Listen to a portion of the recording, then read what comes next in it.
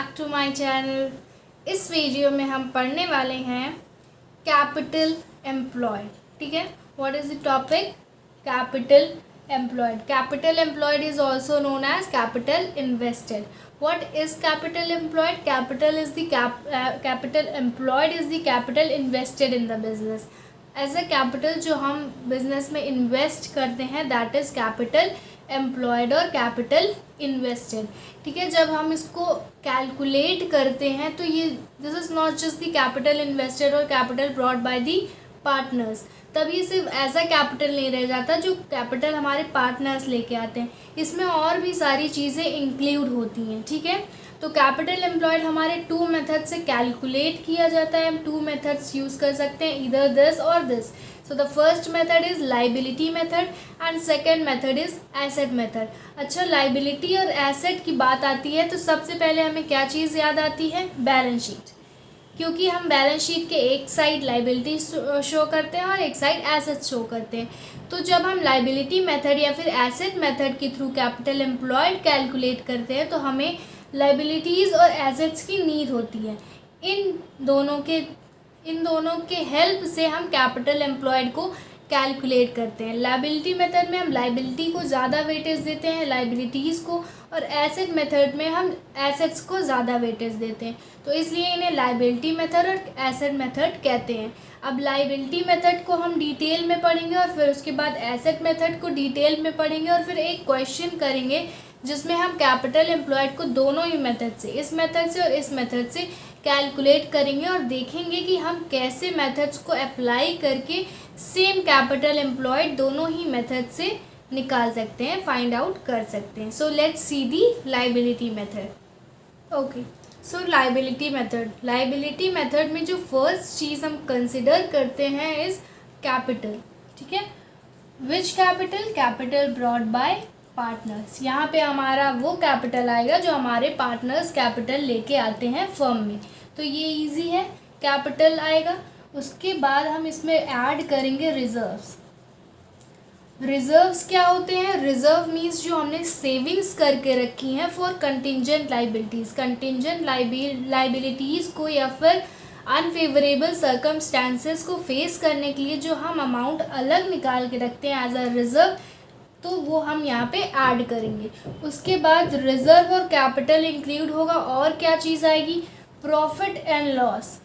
Profit and loss का credit balance. Credit balance means profit आएगा यहाँ पे, लॉस नहीं आएगा, प्रॉफिट आएगा। कैपिटल होगा, फिर रिजर्व्स ऐड होंगे, फिर इस पर प्रॉफिट का अमाउंट भी जितना हमारी फर्म को प्रॉफिट हुआ है, जो profit and loss account credit balance show करेगा, तो वो हमारा यहाँ पे आ जाएगा। उसके बाद हम इससे निकालेंगे क्या क्या, इससे सब्ट्रैक्ट क्या क्या करेंगे। So the first thing that we will subtract is fictitious assets.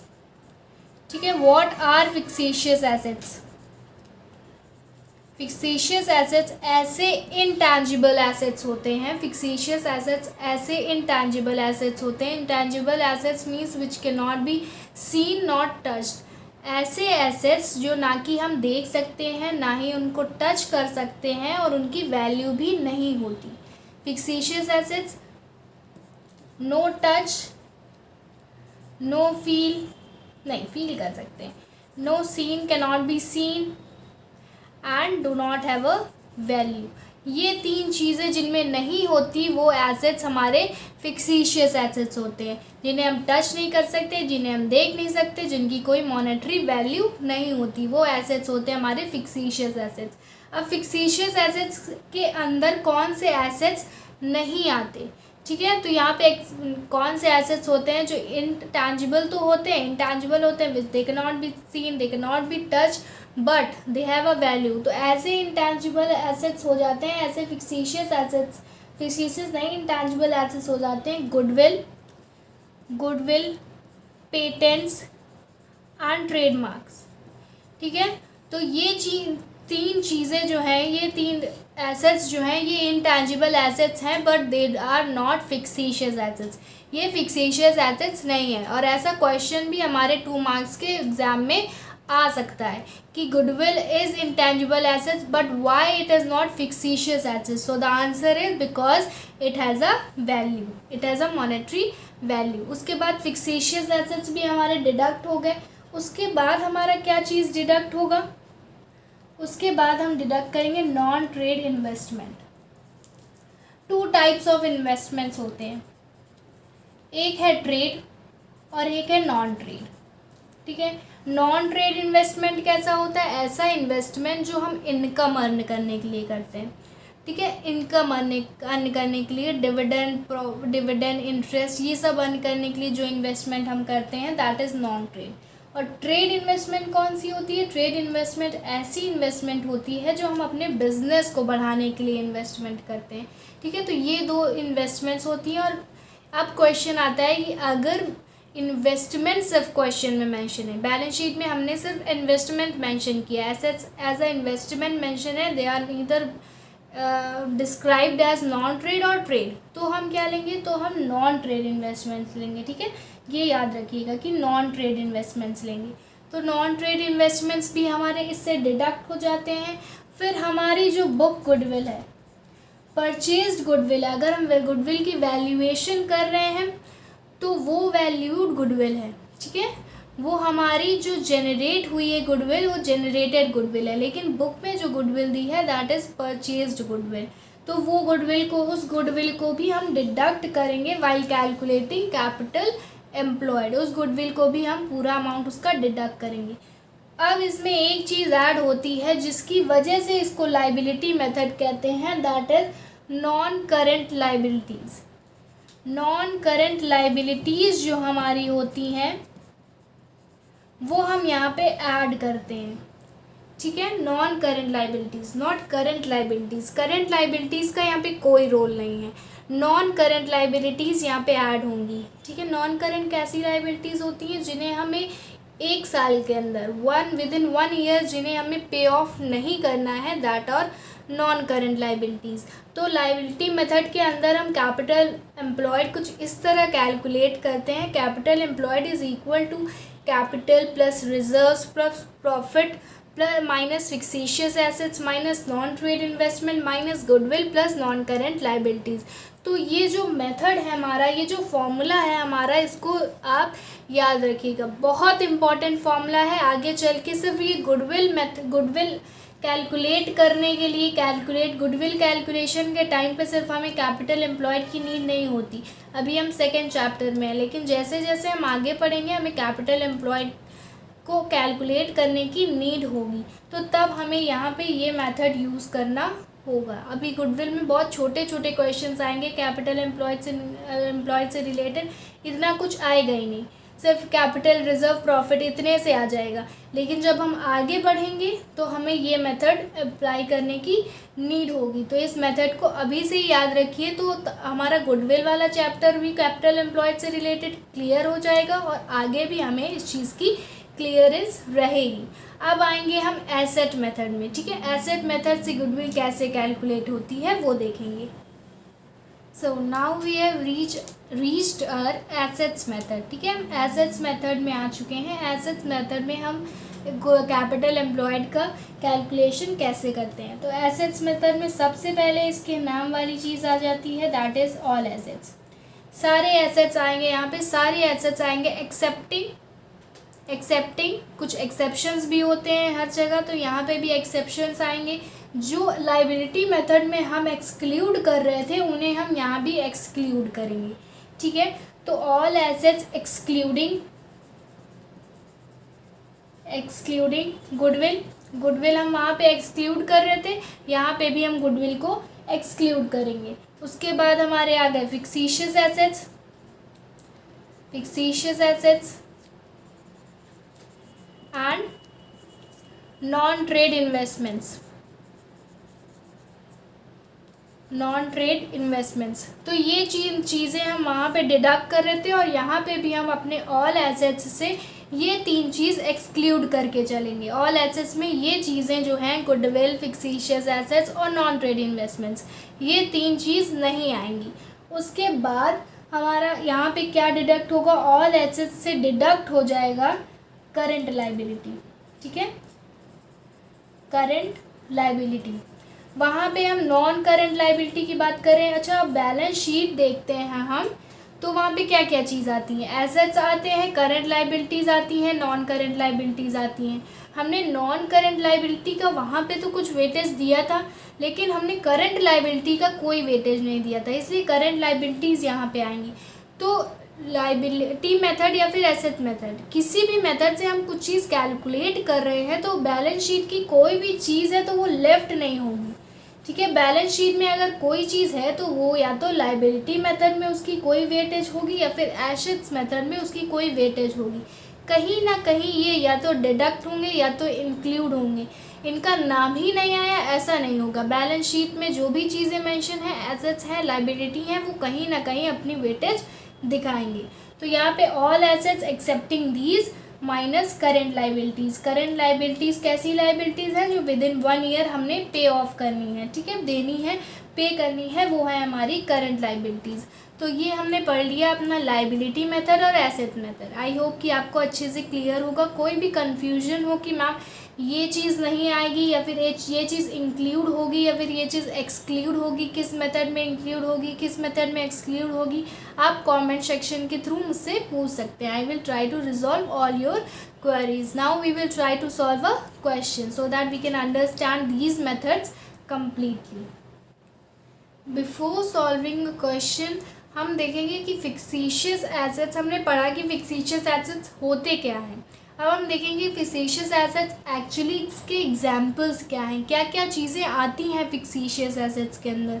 तो इसे स्किप मत करिएगा बिल्कुल भी। फिक्सिशियस एसेट्स के अंदर जो चीज़ें आती हैं, जो the first thing that come under fictitious assets is net loss. Net loss आता है हमारा, हमने प्रॉफिट वहाँ पे इंक्लूड किया था, लेकिन नेट लॉस का कुछ नहीं बताया था। नेट लॉस क्योंकि हमारा फिक्सिशियस एसेट है, ठीक है, तो इसे हम एज फिक्सिशियस एसेट ट्रीट करेंगे। उसके बाद आ जाता है मार्केटिंग एक्सपेंसेस, ठीक है। तो मैं जल्दी जल्दी यहाँ पे फिक्सिशियस एसेट्स लिख रही हूँ, आप नोट डाउन करिए इनको,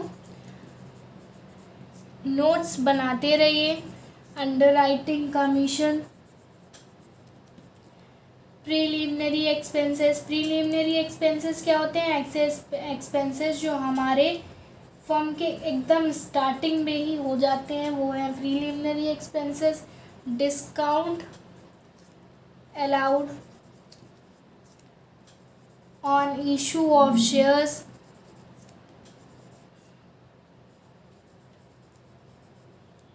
उसके बाद loss incurred on issue of debentures,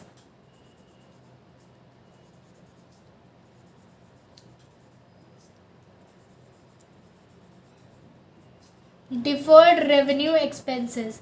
deferred revenue expenses भी कभी कभी हमारे बैलेंस शीट में मेंशन होते हैं, ठीक है, एज एसेट्स ये मेंशन होते हैं, हमें इन्हें फिक्सिशियस एसेट्स की तरह ट्रीट करना है। Deferred revenue expenses, advertisement suspense account, advertisement suspense account. तो ये दो चीज़ें जो होती हैं डिफर्ड रेवेन्यू एक्सपेंसेस और एडवर्टीजमेंट सस्पेंस अकाउंट, ये चीज़ें हमारी एसेट्स में बैलेंस शीट में मेंशन होती हैं एज एसेट्स, ठीक है। तो हमें ये दोनों फिक्सिशियस एसेट की तरह डील करनी है, ट्रीट करनी है इनको, इसे याद रखिएगा। मोस्ट इम्पॉर्टेंट कौन कौन से हैं, ये deferred revenue, advertisement and net loss, ठीक है, ये हमारे बैलेंस शीट में शो होते हैं। अंडर राइटिंग भी है थोड़ा इम्पॉर्टेंट, पर ये तीन हमारे बहुत इंपॉर्टेंट है। इसके बाद भी हमारे फिक्सिशियस एसेट्स होते हैं थोड़े और, लेकिन हमें जो इम्पॉर्टेंट है वो पढ़ने।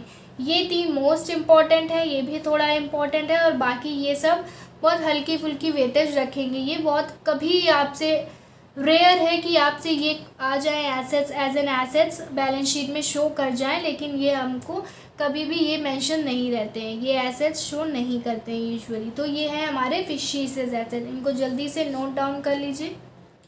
So question is on your screen, let's read it first. From the following calculate capital employed.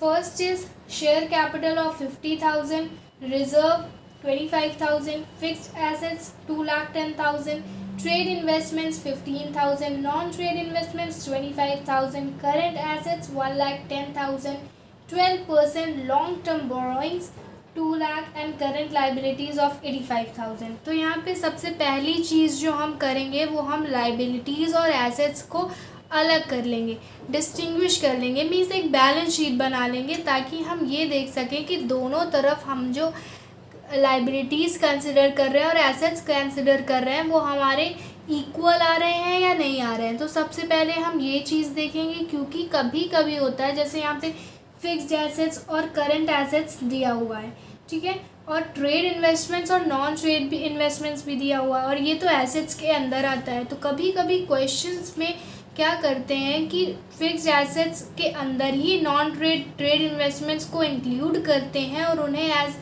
A separate भी शो कर देते हैं, सो एज टू कन्फ्यूज अस। हमें कंफ्यूज करने के लिए ये चीज़ करते हैं क्वेश्चन में। तो हमें कंफ्यूज नहीं होना है, कोई कन्फ्यूजन ना हो, इसलिए हम सबसे पहले चेक कर लेंगे कि हमारा लाइबिलिटीज साइड इक्वल है कि नहीं एसेट साइड से, ठीक है। तो सबसे पहले हमारी लाइबिलिटीज साइड आएगी और इधर आ जाएगी हमारे एसेट्स। लाइबिलिटीज़ में सबसे पहले क्या आ रहा है, कैपिटल। कैपिटल एक लाइबिलिटी है, ठीक है, कितना अमाउंट ऑफ कैपिटल है, 50,000। उसके बाद आ जाता है रिज़र्व, ये भी हम लाइबिलिटी साइड शो करते हैं, रिज़र्व कितना है, 25,000। उसके बाद आ जाता है हमारा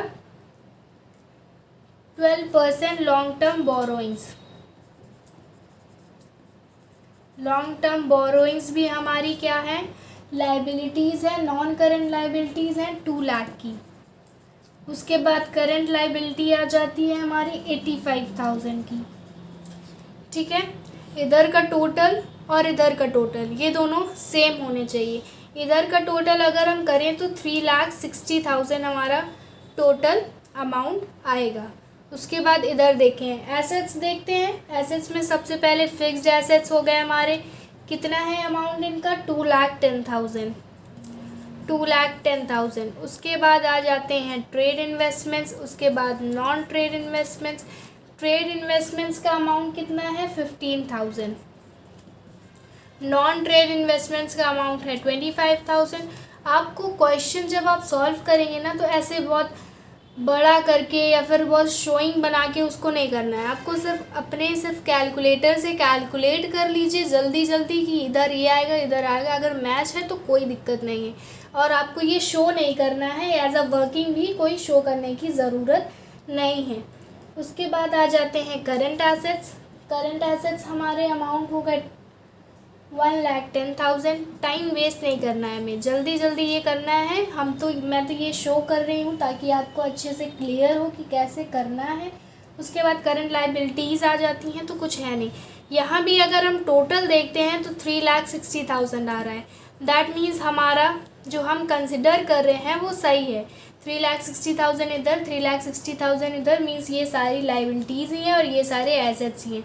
ये अलग एसेट है, ये अलग एसेट है, ये अलग एसेट है, ये अलग एसेट है। कोई भी किसी चीज़ के अंदर नहीं आ रही, कोई किसी चीज़ को इंक्लूड या एक्सक्लूड नहीं कर रहा है। अब आएंगे अपने मेन क्वेश्चन में कि हमें कैपिटल एम्प्लॉयड निकालना है, ठीक है। तो आप कैपिटल एम्प्लॉयड की तरफ बढ़ते हैं। सबसे पहले लाइबिलिटी मेथड से देखेंगे। लाइबिलिटी मेथड में हम सबसे पहले क्या चीज़ लेते थे, कैपिटल। कैपिटल कितना है, 50,000। 50,000 इज़ आवर कैपिटल। सेकेंड चीज़ क्या आती थी, रिज़र्व। 25,000 का रिज़र्व है। उसके बाद क्या आता था, प्रॉफिट। पर प्रॉफिट यहाँ पे है नहीं। उसके बाद क्या चीज़ है हमारी, non trade investment. Non trade investments को हम क्या करते थे, डिडक्ट करते थे। नॉन ट्रेड इन्वेस्टमेंट्स हैं 25,000 की, वो हो जाएंगी डिडक्ट। उसके बाद क्या है, long term borrowings. Current assets और करंट लाइबिलिटीज़ से कोई मतलब नहीं था यहाँ पे, फिर लॉन्ग टर्म बोरोइंग्स को हम ऐड करते थे। 2 लाख की हैं हमारी लॉन्ग टर्म बोरोइंग्स, ठीक है। 25,000 यहाँ कैंसिल हो जाएगा। हमारा आंसर फ्रॉम कैपिटल, हमारा answer from liability method capital employed आ जाएगा 2,50,000 का। लाइबिलिटी मेथड से हमारा कैपिटल एम्प्लॉयड आ जाता है 2,50,000 50,000। अब इसी कैपिटल एम्प्लॉयड को हम निकालेंगे थ्रू एसेट मेथड। ठीक है, ये देखने के लिए कि हम जो चीज़ लाइबिलिटी मेथड से करेंगे क्या एसेट मेथड से भी वही चीज़ वही सोल्यूशन निकल के आएगा। तो अगर सेम आता है तो हमारा सही है, अगर सेम नहीं आता है तो हमने कहीं ना कहीं गलती करी है। लेकिन अगर हम दोनों मेथड से किसी भी एक से करेंगे तो हमारा सेम आएगा और किसी भी एक मेथड से हम कर सकते हैं। अब इसको एसेट मेथड से देखते हैं। तो देखते हैं एसेट मेथड को।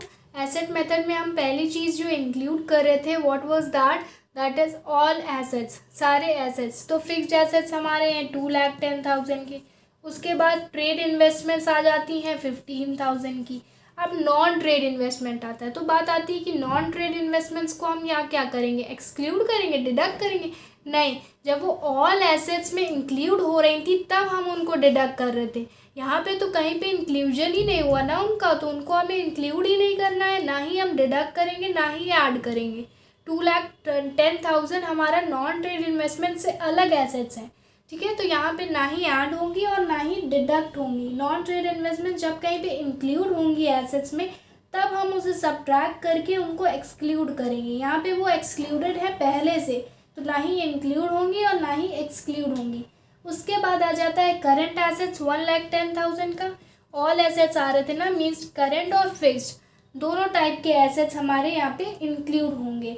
उसके बाद हमारी लास्ट चीज़ क्या आ रही थी कि हम करंट लाइबिलिटीज़ को डिडक्ट करेंगे।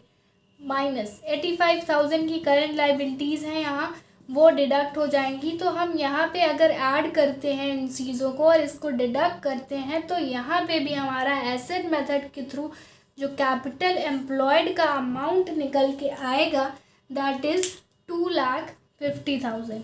वहाँ पे भी 2,50,000 आ रहा था और यहाँ पे भी 2,50,000 आ रहा है। तो लाइबिलिटी मेथड से करो या फिर एसेट मेथड से करो, हमारा कैपिटल एम्प्लॉयड का जो अमाउंट है वो सेम आएगा। ठीक है, इसलिए किसी भी मेथड से हम दोनों क्वेश्चन को कर सकते हैं अगर हमारे क्वेश्चन में मेंशन नहीं है कि हमें किस मेथड से करना है। एसेट से करना है तो एसेट मेथड मेंशन होगा, लाइबिलिटीज़ करना है तो लाइबिलिटी मेथड होगा। यूजुअली कोई भी मेथड मेंशन नहीं होता है और capital employed as a separate question कभी नहीं पूछा जाएगा। कैपिटल एम्प्लॉयड किसी चीज़ में इंक्लूड होना है, किसी क्वेश्चन के सल्यूशन में आना है, तब हमें कैपिटल एम्प्लॉयड कैलकुलेट करना पड़ेगा। तो एज अ सेपरेट क्वेश्चन हमारा कैपिटल एम्प्लॉयड नहीं पूछा जाएगा। Thank you for watching this video. Please like, subscribe and share my channel.